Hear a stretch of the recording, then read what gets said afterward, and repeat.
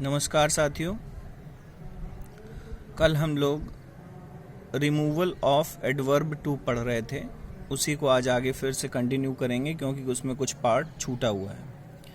Last rule हम लोगों ने कल पढ़ा था, यदि सेंटेंस में टू बी दिया है तो दैट के बाद में प्रोनाउन के स्थान पर इट का प्रयोग करेंगे और उसका एग्जाम्पल भी सॉल्व किया था। आगे नेक्स्ट है, यदि वाक्य में for me, for us, for them आदि शब्द दिए हों तो रिमूव टू करते समय दैट के बाद प्रोनाउन का नॉमिनेटिव केस लगेगा। नॉमिनेटिव केस से मतलब है मी का नॉमिनेटिव केस आई, अस का नॉमिनेटिव केस वी, देम का नॉमिनेटिव केस दे, इसी प्रकार से हिम का नॉमिनेटिव केस ही, हर का नॉमिनेटिव केस शी। तो जब कभी भी टू इन्फिनेटिव से पहले फॉर मी दिया होगा तो दैट के बाद हम लोग इनके नॉमिनेटिव केस को लगाएंगे। Example, the coffee is too hot for me to drink.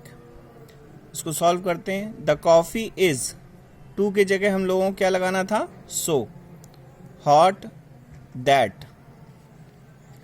अब फॉर मी का नॉमिनेटिव केस क्या होता है? आई। चूंकि सेंटेंस प्रेजेंट में है इसलिए कैन नॉट का यूज होगा। That I can not drink. ठीक है, आगे नेक्स्ट रूल, यदि वाक्य में केवल एडवर्ब टू ही दिया हो, इन्फिनेटिव टू नहीं दिया है, तो टू के स्थान पर एक्सट्रीमली यूज करते हैं या बियॉन्ड द प्रॉपर लिमिट या ओवर। मतलब अगर सेंटेंस में इन्फिनेटिव टू नहीं दिया, केवल एडवर्ब टू दिया है, तो उस एडवर्ब टू की जगह इन तीनों में से कोई भी यूज कर सकते हैं, चाहे वो एक्सट्रीमली हो, चाहे वो बियॉन्ड द प्रॉपर लिमिट हो, चाहे वो ओवर हो। एग्जाम्पल देखिए, the class is too noisy. ठीक है, इसमें एडवर्ब टू यूज हुआ है, इन्फिनेटिव टू नहीं दिया है, इसलिए अब हम तीनों को यूज करते हुए इनका आंसर लिख रहे हैं। The class is extremely noisy. Too के स्थान पर क्या आया? एक्सट्रीमली को यूज किया है। And second, the class is noisy beyond the proper limit. ये याद रखना है कि जब अगर हम लोग beyond the proper limit use करना है तो वो सबसे लास्ट में ही लिखा जाएगा सेंटेंस के। The class is noisy beyond the proper limit. और तीसरा है over, the class is over noisy.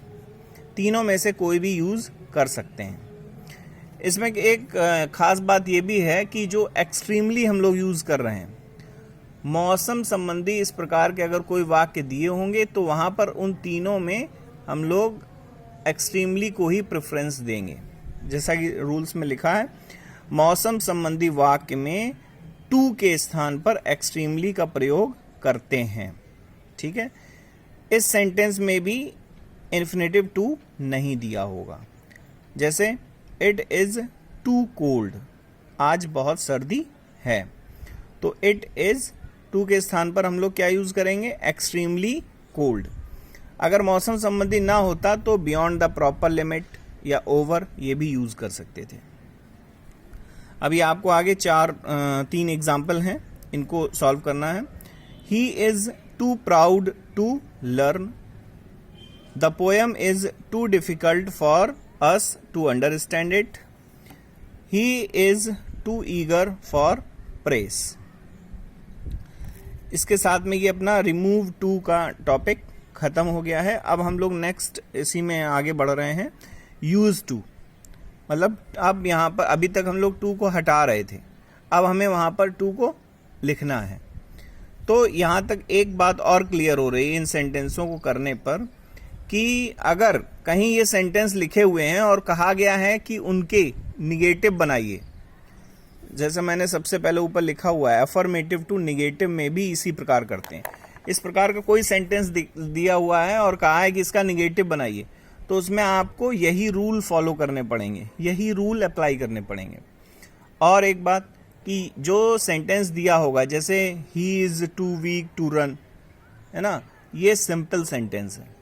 जब हम लोग इसका टू, एडवर्ब टू हटा देते हैं तो ये कॉम्प्लेक्स सेंटेंस बन जाता है। ठीक है, अब रिमूव टू के बाद में यूज ऑफ एडवर्ब टू।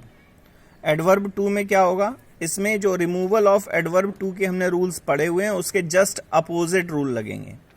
जो वहां पर हम लोग करते आ रहे थे उसका जस्ट अपोजिट। वहां पर टू की जगह पर हम लोग क्या लगाते थे, सो लगा रहे थे, यहाँ सो की जगह टू लगेगा। वहां टू की जगह लग रहा था दैट ही कैन नॉट या दैट ही कुड नॉट, यहाँ पर दैट ही कैन नॉट या दैट ही कुड नॉट की जगह पर टू लगेगा।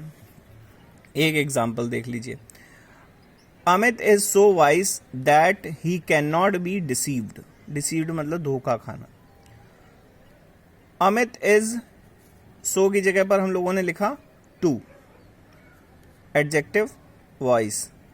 दैट ही कैन नॉट की जगह पर to be deceived. Amit is too wise to be deceived.